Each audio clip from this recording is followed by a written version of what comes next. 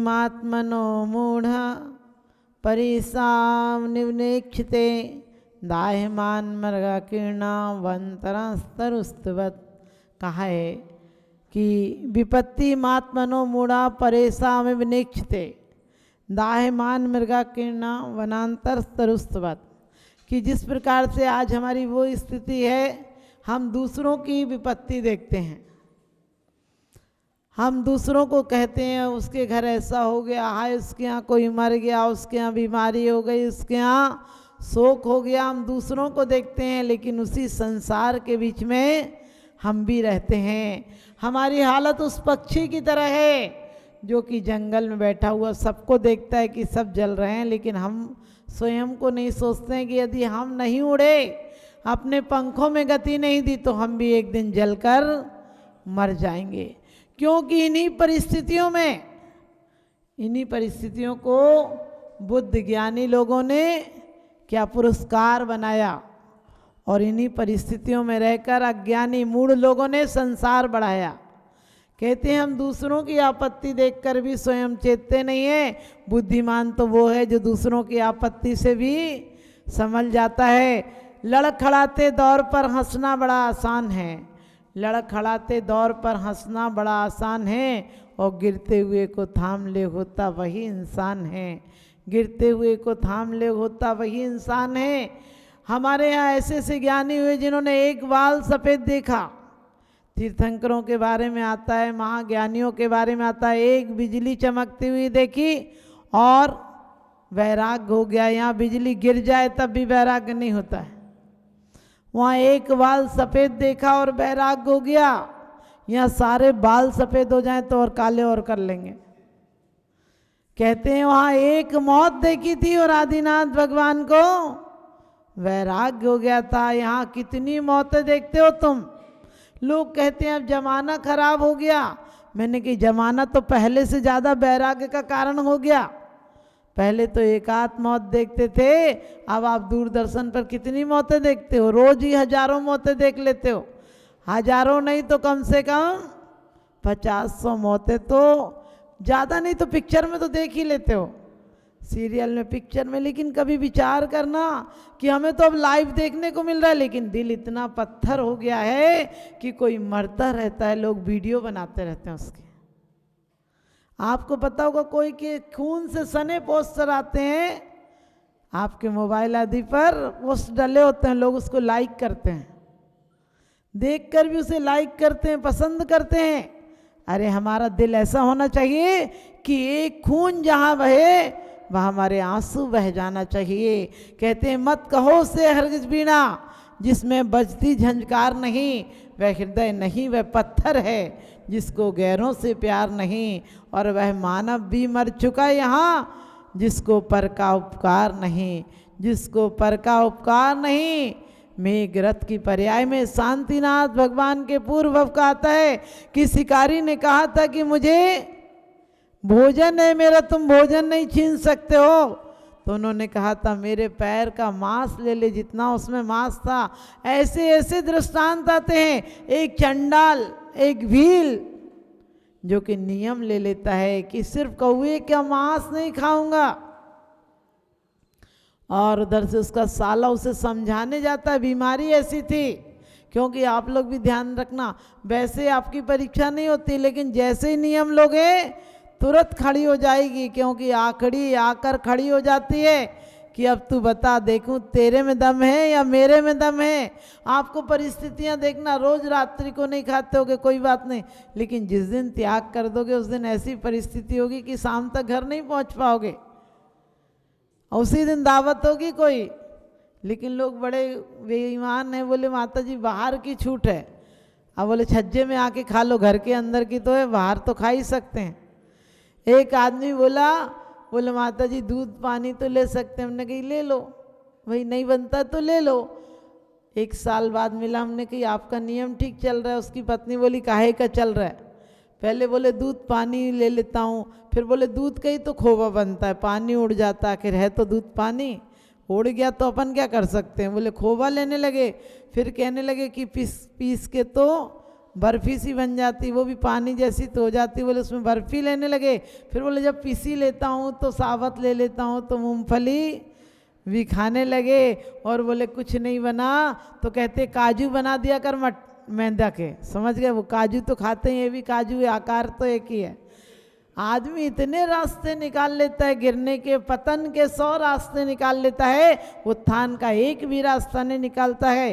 क्योंकि जितनी शक्ति, जितनी ऊर्जा, लोग कहते हैं परेशानियां हैं, मैं कहती हूँ परेशानी परेशानी नहीं है, हमें पर की शान बहुत परेशान करती है। अपने दुख से कौन दुखी है, दूसरों के सुख से हम बहुत दुखी हैं। और यही संसार में मेन दुख का कारण है, विपत्ति का यही कारण है। हम हंस हैं, मान सरोवर पर बैठना था लेकिन गंदे नाले में जाकर बैठ गए हैं। हमें दूध और पानी को अलग करना था। 6 डाला में कहा है कि गेही पे ग्रह में न रहे जो जलते भिन्न कमल है, नगर नारी को प्यारे यथा कादे में है ममल है। और कह दिया ज्ञानी किस प्रकार से करता है कि जिस प्रकार से अनादि से दूध और पानी कौन मिलाता है। सोच कर देखना, दूध में कोई पानी मिलाता है क्या? नहीं, प्रकृति से दूध में लिक्विड है, रहता है पानी। लेकिन जो ज्ञानी होता है वो तपा देता है तपस्या की भट्टी पर और पानी उड़ जाता है, दूध खोवा रह जाता है। इसी प्रकार से हमारी आत्मा भी कर्मों के साथ अनादिकालीन संबंध बना हुआ है। लेकिन ज्ञानी से विवेक के माध्यम से क्या करता है, कर्मों का पानी उड़ा देता है, शुद्ध निर्मल आत्मा रह जाती है। लेकिन हम लोग आपत्ति, आपको पता है, लोग कहते हैं मौत का दुख है, बीमारी का दुख है। मैंने कहा नहीं, मौत का दुख नहीं है।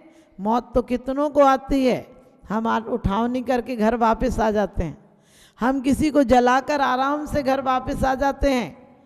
लेकिन अपना कोई मरे तो बहुत दुख होता है। अपना मरे तो ऐसा लगता है कुछ खाली हो गया, उसके साथ हमारी जिंदगी में कोई कमी आ गई।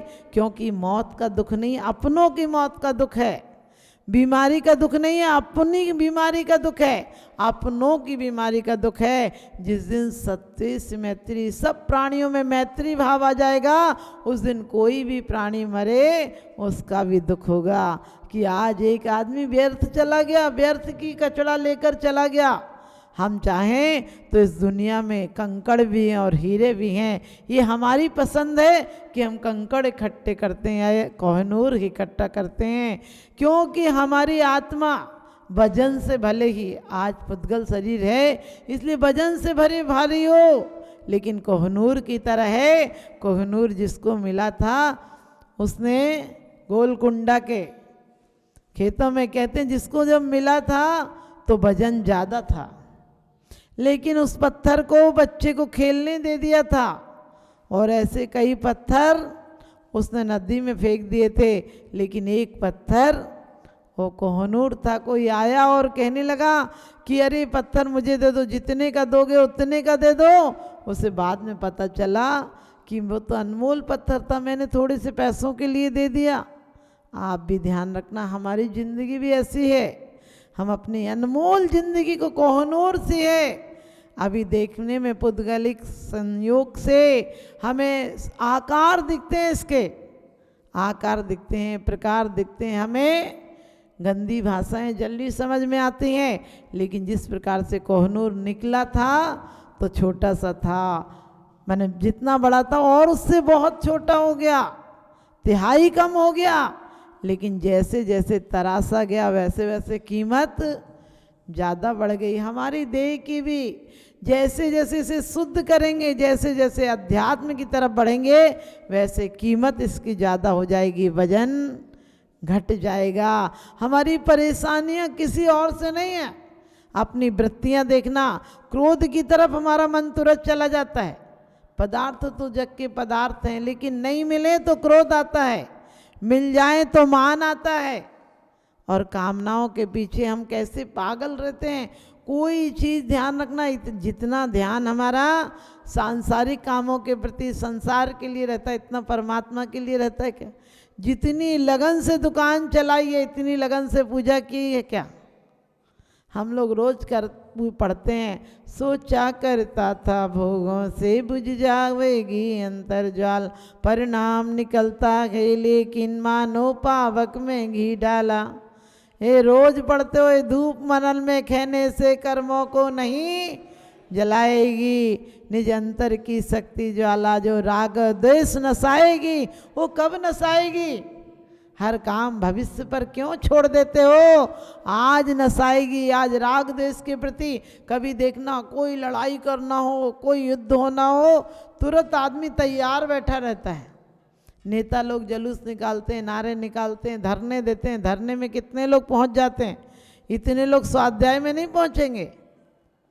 कहीं कोई कह दे हिंदुस्तान खतरे में, लोग पहुंच जाएंगे लड़ने को, पाकिस्तान खतरे में, लोग लड़ने को पहुंच जाएंगे। और कोई कहे धर्म खतरे में, तो भी लोग लड़ने पहुंच जाएंगे।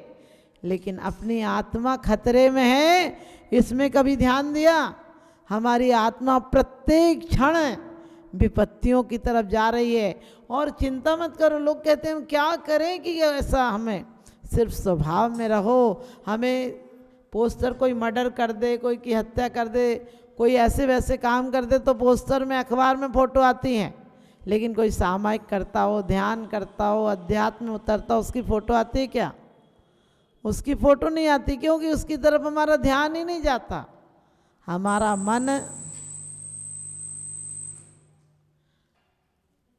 मन हमेशा विपरीतताओं की तरफ चला जाता है। हमारा मन खोटी प्रवृत्तियों की तरफ चला जाता है, क्योंकि आज तक हमने सच्ची प्यास नहीं जगाई है। हम परमात्मा से कहते हैं मेरी तो सेवनी ताते करो पुकार। मैंने कहा इससे बड़ी झूठ कुछ नहीं हो सकती है। तेरी बनी नहीं, तू वो काम भी, परमात्मा के दर्शन भी इसलिए करता है क्योंकि अपने काम बनाने के लिए। अपने काम कौन है? अपना काम नहीं, दूसरों की सेवा करने के लिए। ध्यान रखना, एक बाप होटल में पहुंचा और कहने लगा कि कोई सस्ता सा कमरा दिखा दो। उसका बेटा बोला सबसे बढ़िया कमरा दिखाओ, चाहे कितना भी महंगा हो। तो मैनेजर ने कहा बाप से कि आप आते हैं तो सस्ता सा कमरा मांगते हैं, आपका बेटा आता है तो महंगा कमरा मांगता है। उसने कहा कि मेरा बेटा इसलिए महंगा कमरा मांगता है क्योंकि वो अमीर बाप का बेटा है और मैं गरीब बाप का बेटा हूँ। आप ध्यान रखना, हमने भी कितनी मुश्किल से, कितनी गरीबी, कितनी यातनाओं से यहाँ तक पाए हैं, अभी भी इसकी कीमत नहीं देखते हैं। और आपकी कमाई का मौज आपके बच्चे उड़ाएंगे। आप जिसके लिए पूरा जीवन लगा देते हो, आपत्तियों से संपत्ति वैसे नहीं आती है, और निज की संपत्ति तो समता भाव से आती है। हमारा मन जितना भी अपनी तरफ, क्योंकि हमारे आज अपनी तरफ आने का मतलब है साम्य भाव में, क्षमा में, प्रेम में, संतोष में, इन चीज़ों में नहीं जाता मन। असंतोषित व्यक्ति की तरफ तुरंत, अरे वो ऐसा कर गया मैं भी करूँगा, उसने इतनी महंगी शादी की मैं भी करूँगा, उसने इतनी अच्छी दावत की मैं भी करूँगा। लेकिन कभी सोचा कि नहीं, साईं इतना दीजिए जामे कुटुंब समाए, मैं भी भूखा ना रहूं, साधु ना भूखा जाए। पहले लोग मंदिर में आके कहते थे कि देख लो कोई बाहर का आया हो तो घर ले जाएं। आज घर पहुंच जाए तो सोचते हैं बाहर जाए तो खाना खाएं। लोग पहले कहते थे घर को छोड़ी बन जाऊं मैं, वो दिन कब पाऊं। अब लोग मंदिर में आके सोचते हैं मंदिर छोड़े घर जाऊं मैं, वो क्षण कब पाऊं। ऐसी हालत हो गई। मंदिर में तो पढ़ते हैं सभी विधि संसारी असारा, या मैं सुखी नहीं लगारा। सभी विधि संसार असारा, या मैं सुख नहीं लगारा। फिर उसी संसार की तरफ क्यों जोड़ते हो? लगार भी नहीं है, थोड़ी सी लगार हो तो दही जम जाती है, दूध की यहाँ तो लगार भी नहीं है। कोई चिंता मत करना, इसी संसार में सुख मिलेगा। लोग सोचते संसार को छोड़ दो तो सुख मिलेगा। मैं कहती हूँ संसार को छोड़ नहीं दो, संसार में जीने की कला आ जाए तो सुख मिलेगा। जीसस को फांसी दी जानी थी और उस समय भी वो जुदास यानी जिसने उसे फांसी दिलाई थी वो पहले मित्र था, लेकिन दुश्मनी हो गई थी किसी बात से। बुराई आदमी जरा सी बात में मान जाता है, अच्छाई प्रेम बढ़ाने में जीवन लग जाता है, और दुश्मनी बढ़ाने में एक जरा सी बात कह दो बस दुश्मनी तो तैयार खड़ी है। क्योंकि हमारे दिलों में कीचड़ हो गया, हमारा दिल गंदा पानी का नाला हो गया। जो डालो जब डालो जिस समय डालो, और कोई भी डाले गंदा पानी ही आता है।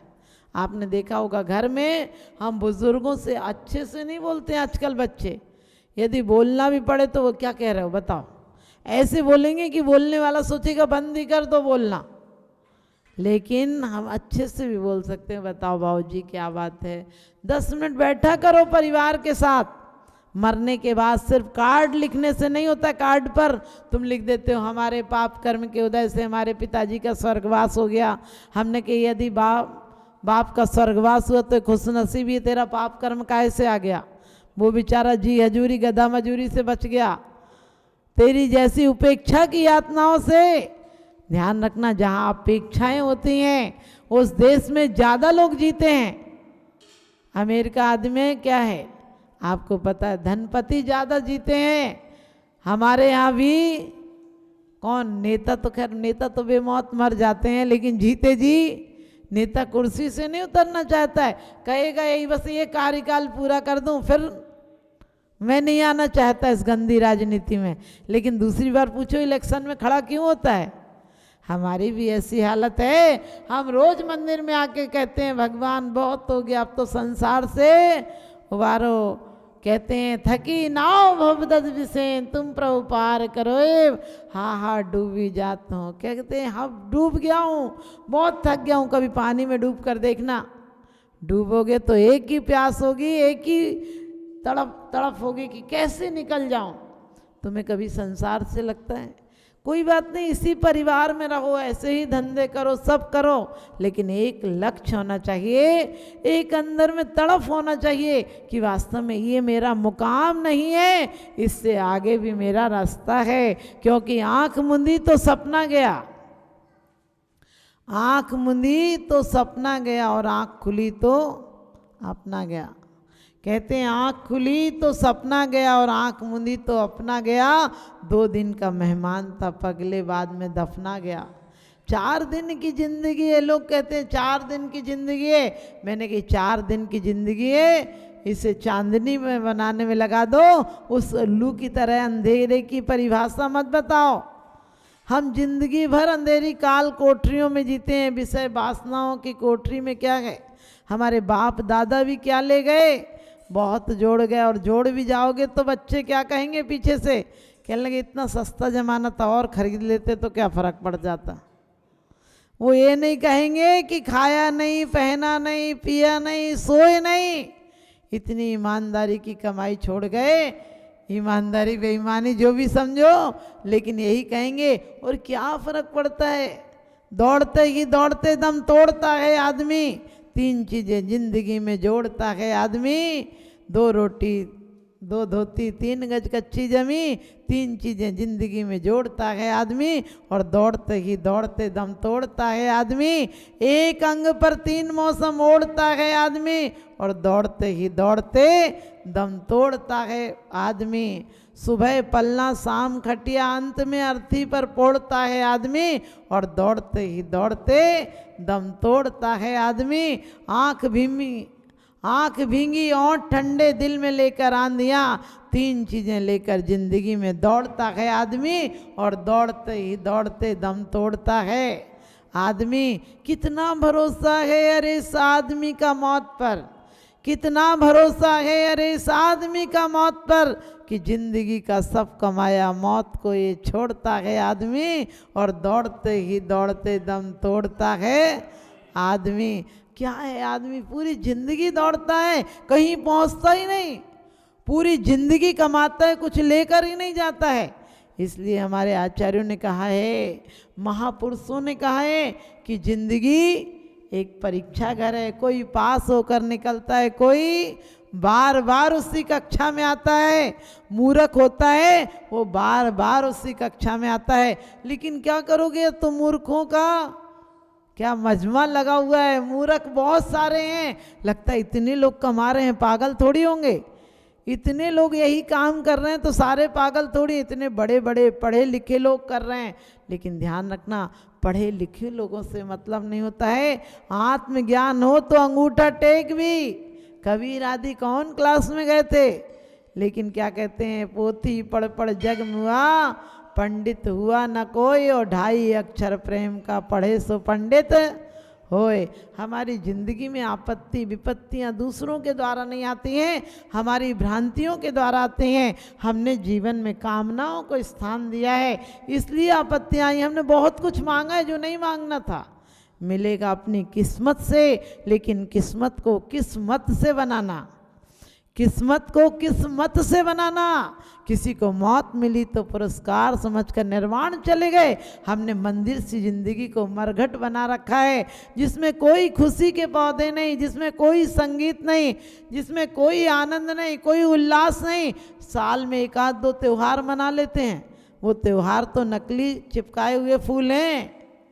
कहते हैं कि फूलों से भरे गुलशन वीरान हो गए, अश्लील उपन्यास अब पुराण हो गए। धर्म और गुरुओं के पास तो किसी का मन नहीं लगता, क्योंकि फिल्मी एक्टर ही भगवान हो गए। उन चरित्रहीनों को हम अच्छा समझने लगे। पहले आपको पता है चारित्रवानों का सम्मान था, इसलिए हमारे घर के बच्चे भी चारित्रवान होते थे, पुण्यवान होते थे। घरों में उनके चित्र लगे होते थे जिनका आदर्श होता था। आजकल घर में उनके चित्र लगे रहते हैं जिनका कोई चरित्र भी नहीं होता, चारित्र भी नहीं होता है। ऐसे लोगों की सहबत करोगे, क्योंकि जगा वही सकता है जो स्वयं जागा हो, और कहते हैं संगीत वही सुना सकता है जिसने संगीत पाया हो। हम जीवन में बड़े दुखी हैं, बीमार हैं, रोगी हैं। एक बार की बात कि एक भेड़ का बच्चा, एक बार भेड़ का समूह जा रहा था और एक सिंह के बच्चे को भेड़ ने उठा लिया। सिंह कहीं शिकार पर गया था और बच्चा वहाँ था और ले गया छोटे से बच्चे को उठाकर। और वो बच्चा भी क्या जाने भेड़ के ग्रुप में रहा तो बहुत दिन तक भेड़ जैसा ही हो गया। एक बार एक दूसरे सिंह ने देखा कि ये तो भेड़ों जैसा घसड़ पसड़ करके चलता है और वैसा ही बोलता है, वैसे ही डरता है, वैसा ही करता है, तो क्या बात है, तो हमारी जाति का ही क्यों इसमें मिल गया। कहते हैं उसने, शेर ने बहुत उसे समझाया, नहीं माना। अचानक शेर तो शेर होता है, भेड़ क्या कर लेगी। उसने भेड़ के समूह में से शेर के बच्चे को पकड़ा, मुंह में लिया। ध्यान रखना, मुंह में रखने पर भी अंदर की प्रवृत्ति बहुत कुछ काम करती है। उसी बिल्ली उसी मुख से बच्चे को पकड़ती है, अपने बच्चे को पकड़ती, खरोंच तक नहीं आती है, और चूहे को पकड़ती है तो जान ले लेती है। आप भी इसी मुख से ऐसी ही जिनवाणी भी पढ़ सकते हैं और किसी को गालियां भी बक सकते हैं। तो उसने अपने जाति भाई को पकड़ा और नदी के किनारे ले गया और उससे कहा कि देख, पानी में तेरा और मेरा चेहरा एक सा है, तू क्यों ऐसा में आता है, क्यों रह रहा है भेड़ों के साथ। कहते हैं उसने भी एक बार देखा और देखा सच में मैं तो ऐसे हूँ। कहने लगे, बोलना सीख, तू बोला नहीं अभी तक, इसलिए तू दुख पा रहा है, इसलिए तू मेरे से डर रहा है, तू भी मेरे जैसा ही है, एक बार बोलने की कोशिश तो कर। और कहते हैं उसने उसे हिम्मत दी और बोलना सिखाया, और वो बोलकर वापिस भेड़ के ग्रुप में गया और एक बार बोला तो भेड़ सारी भागती नजर आई। हमारे भी, हम सिद्ध के वंशज हैं, हम भेड़ों के बीच में पहुंच गए हैं, हम कोयल हैं, कौओं के बीच में पहुंच गए हैं। आज तक हमने कोयल जैसी आवाज़ निकाली नहीं। कोयल जैसी आवाज़ का मतलब जिनवाणी का पान नहीं किया, जिनवाणी को सिर्फ शब्दों से पढ़ा है, अंदर से नहीं पढ़ा। अंदर से जिस दिन से जिनवाणी आ जाएगी उस दिन सच मानना। इन्हीं परिस्थितियों में फांसी पर, सूली पर भी जीसस, सुकरात, मंसूर को कहते हैं इतनी यातना दी गई दुनिया में कि इतनी दर्दनाक मौत किसी को नहीं मारा गया। मंसूर कहता था कि मैं खुदा हूँ, खुदा मुझ में है। लोगों ने कहा, अरे बादशाह आप खुदा हो, ये अपने आप को खुदा मानता है, एक ऐसा आदमी है, आप इसे सबक दो ताकि ये सीखे और आपको कहे कि तुम ही खुदा हो। कहते हैं मंसूर को बुलाया गया और पूछा सम्राट ने, तू खुदा है? कहने लगा, मुझ में खुदा है, मैं खुद खुदा हूँ। कहने लगे दुनिया तो मुझे खुदा मानती, उसने कही मानती होगी, सत्यता जो है वही मैं मानता हूँ। कहते हैं उस बादशाह ने कह दिया इसकी चमड़ी उधेड़ दो, जब तक ये नहीं कहे कि खुदा बादशाह है। उसे बहुत कोड़े मारे गए, इतने कोड़े मारे गए कि चमड़ी उधेड़ दी गई, उसके बाजू काट दिए गए। उसके बाद भी मुसलमानों के अनुसार वो वजूद कर रहा था। वजूद यानी पानी से करते हैं। उसने कहा कि एक खुदा आज तक तो बाहर के पानी से करता था, आज अंदर के पानी से कर रहा हूँ और मैं जीत गया। मैं सोचता था मैं हार जाऊंगा, मैं जीत गया। और कहते हैं जीत गया है ना, इस परिस्थिति में मुझे क्रोध नहीं आया। और कहते हैं कि कौए आकर उसके जीते जी मांस खाने लगे उसका। तो वो कहते हैं कागा सब तने खाइए, नोची नोची खा मांस, दो नैनन मत खाइए उस मिलने की आस। कि उसके मिलने की आस है, दो नैन मत खाना। लेकिन वो नैन तो बाहर के हैं, इन नैनों से हमने कितने बार दर्शन किए। वो सम्यक दर्शन और सम्यक ज्ञान, नए और प्रमाण, निश्चय नए और व्यवहार नए, निश्चय नए और व्यवहार नए, व्यवहार चारित्र निश्चय चारित्र एक बार उसके दर्शन हो जाए तो फिर हमें भेड़ों के साथ बैठने की जरूरत नहीं मिलेगी। क्योंकि भेड़ों के साथ बहुत रहते रहते भेड़ हो जाता है आदमी, संस्कार के पाकर संस्कारवान हो जाता है। तो हम भी बहुत दिनों से आज दुखी हैं, बीमार हैं और लोगों से कह रहे हैं, तो वो यही है कि हमें सच्ची प्यास नहीं जगी है। सच्ची प्यास हो तो पानी मिल जाता है। एक कहते हैं कि एक लाइस नाम की बच्ची को कपोल कल्पना है कि परियों के लोक में ले गए और वो परी के लोक में उसे भूख लगी थी। तो कहते हैं वहाँ एक परी थी और वो बार बार कह रही थी आ जाओ। वहीं की जो परी थी वो कह रही थी आ जाओ, और उसके हाथ में खाने की बहुत सुंदर सजी हुई थाली थी, एक हाथ में पानी था। और वो सुबह से दौड़ती रही, जितना दौड़ती थी उतना ही दूर पानी वो परी नजर आती थी। शाम होते होते उस परी ने कहा, जो इलाइस नाम की लड़की थी, उसने कहा कि क्या बात है तुम्हारी, कैसी दुनिया में सुबह से शाम तक दौड़ रही हो, पानी मिलता ही नहीं, तुम उतनी दूर दिखती हो। तो उसने कहा तू जिस दुनिया से आई हो उस दुनिया की तरकीब भी ऐसी है, दुनिया में सुख दिखता है लेकिन मिलता किसी को नहीं है, इतना ही दूर दिखता है जितना दूर मैं दिख रही हूँ, आप ध्यान रखना। उसने कहा तू खड़ी हो जा तो तुझे वही मिल जाएगा, तू दौड़ रही है इसलिए नहीं मिल रहा है। हमें भी सुख क्यों नहीं मिल रहा, हम दूसरों को देखते हैं कि वो मर गया, वो ऐसा हो गया, उसके यहाँ आपत्ति आ गई, वो बीमार हो गया। अरे कोई बीमारी भी हमें कभी भी आ सकती है और मौत कभी भी आ सकती है।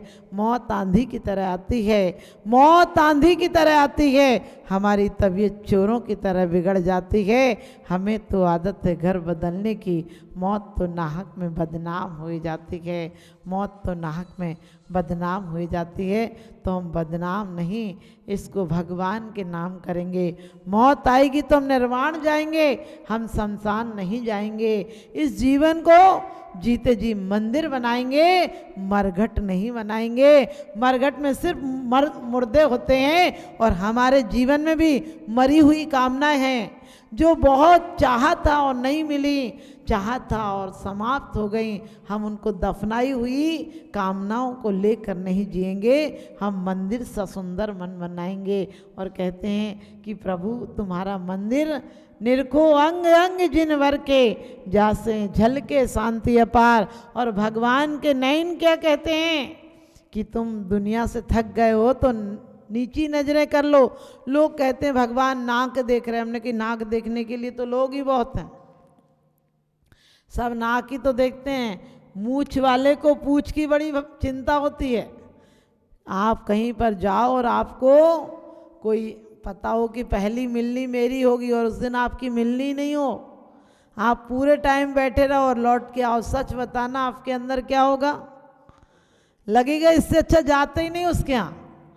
ये नहीं सोचोगे कि गए तो खा के तो आए कम से कम, लेकिन नहीं, ये लगेगा मेरी पूछ नहीं हुई। और कोई दूसरे दिन आपसे बोले भाई साहब आए नहीं थे, कहने लगे आए नहीं तो सबसे आगे बैठा था। ऐसे बोलोगे जैसे उसे चबा जाओगे। बोले तुम्हें दिखा भी, सबसे आगे बैठा था। वो कहे भाई साहब ऐसा हो सकता था कि आप दिखते और मैं आपको नहीं बुलाता। अरे आपकी तो पहली मिलनी सोच रखी थी, थोड़ा सी मलहम लगेगी और उसके बाद आपके घर लिफाफा पहुंचा दे तो समझो सारी पट्टी साफ हो जाएगी कि वाकई में करना था। ये क्या है, कोई धन की कमी है क्या? नहीं, आपत्तियों को हमने स्वयं बुलाया है। आपत्तियां, टेंशन, किसने कहा था हमसे टेंशन में जीने के लिए? आराम से जीते, क्योंकि आपने देखा ईर्ष्या से बड़े आदमियों से नहीं होती है, कभी कभी गरीबों से भी आदमी दुखी हो जाता है। जब आप जाते हैं कहीं और अच्छी किलकारियाँ झोंपड़ों में भी हंस बोल रहे होते तो सच बताना एक बार लगता नहीं क्या बढ़िया लाइफ जी रहे हैं, हमसे बढ़िया जी रहे हैं। आप बढ़िया फर्नीचर, डल्लफ के गद्दों पर भी करवटें लेते हो और रिक्शा वाला रिक्शा के हैंडल पर ही सो जाता है। सच बताना कि आपकी ज़िंदगी में जो ढंग से जीता है वो ज़िंदगी का आनंद लेता है, जो ढंग से जीता है। हमने बाहर की बहुत दिखावट, सजावट, बनावट, मिलावट कर दी है, इसलिए दुखी हैं। तो कहते हैं कि फूलों से भरे गुलशन, मैंने वास्तव में ज़िंदगी को फूलों से सजाना था, हमने कांटों से सजा लिया है। कांटे एक हों तो वो कांटे भी बड़े हो जाते हैं, यदि एक कंकड़ दुनिया में हो तो वो भी महारानी के सिर का ताज बन जाता है। हमने कंकड़ों को ताज बनाया है। हमारे पास कोहनूर भी थे, हमारे इसी परिस्थितियों में रहते हुए वो भी पहुँचे जो सर्व संपत्ति को पाया। हम उन जैसी संपत्ति को पाना है तो एक कदम बढ़ाना है, क्योंकि प्यास हो तो पनघट भी मिल जाता है। और कहते हैं मुर्दे को तो मरघट ही मिलता है। हम अपने ज़िंदगी को पनघट बनाएंगे, अपने ज़िंदगी को गंगा जल बनाएंगे, अपने जीवन को गंगा सागर बनाएंगे। गंगा सागर का मतलब है आप गंगा में बाल्टी डालो चाहे कुछ डालो, स्वच्छ पानी आएगा, और गंदे नाले में जो भी डालोगे गंदगी आएगी। तो हमारे मन को हम सुंदर बनाएंगे, आपत्तियों से अपने आप विजय प्राप्त होगी। कोई की आपत्ति नहीं, हमारा नज़रिया सही हो जाएगा। नज़र को बदलिए, नज़ारे बदल जाएंगे। सोच को बदलिए, सितारे बदल जाएंगे। किश्तियाँ बदलने की कोई ज़रूरत नहीं, धारों को बदलिए, किनारे बदल जाएंगे। धारों को बदलिए, किनारे बदल जाएंगे। बोलिए आदिनाथ भगवान। जावाणी के ज्ञान ते सूझे लोकालोक, सो बाणी मस्त